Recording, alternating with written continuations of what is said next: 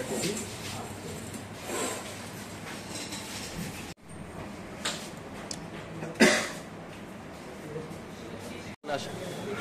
আজকে আমরা বিশালগড় এইচডিএম সাহেবের নিকট একটা ডেপুটেশনে মিলিত হই বিশালগড় জেলা কিষাণ কংগ্রেসের তরফ থেকে।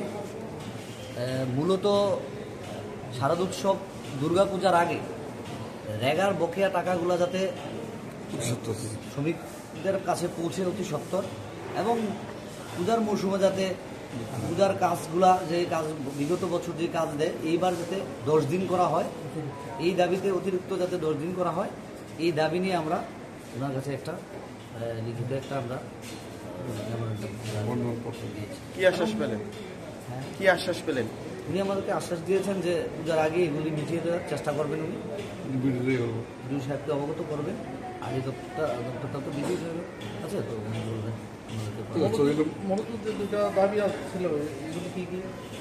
মূলত দুইটা দাবি ছিল, আমি তো বললাম। একটা হলো রেগার বকেয়া টাকা শ্রমিকরা যাতে পূজার আগে পায়,